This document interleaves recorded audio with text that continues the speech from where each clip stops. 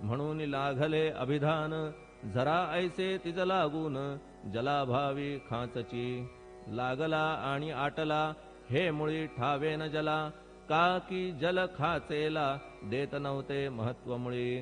खाचेसी मात्र अभिमान, जीवनाचा परिपूर्ण, म्हणून ते आटता दारुण, दैन्यावस्था येतिसी. नरदेह ही खाच खरी, शुद्ध चैतन्य विमलवारी, खाचा अनंत होती जरी, तरी न पालटो याचा. म्हणून अजन्मा आपण, मी म्हणतसे दयाघन, अज्ञान नगाच्या कंदना, करण्या व्हावे वज्र तुम्ही. ऐशा खाचा आजवर, बहुत झाल्या भूमीवर, हल्ली अजून होणार, पुढेही कालावस्थेने.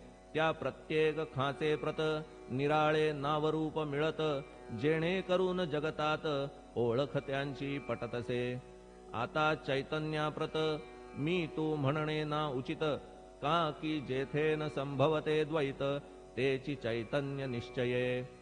आणि व्याप्ती चैतन्याची, अवघ्या जगाठाई साची, मग मी तू या भावनेची, संगत कैशी लागते.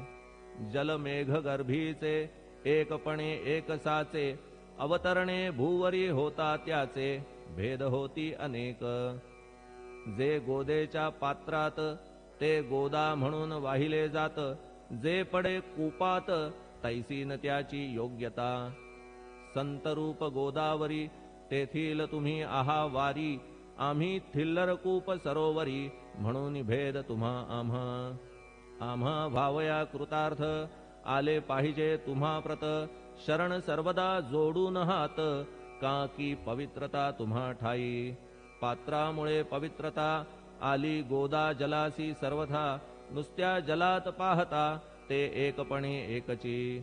पात्र गोदावरीचे, जे का ठरले पवित्र साचे, ते ठरण्यात भूमीचे, गुणदोष झाले साह्य पहा.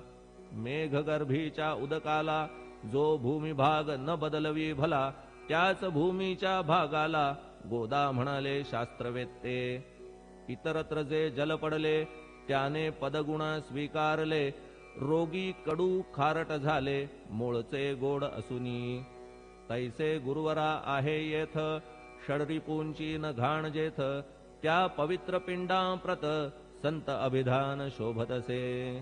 म्हणून संतती गोदावरी, मी म्हणतो साजी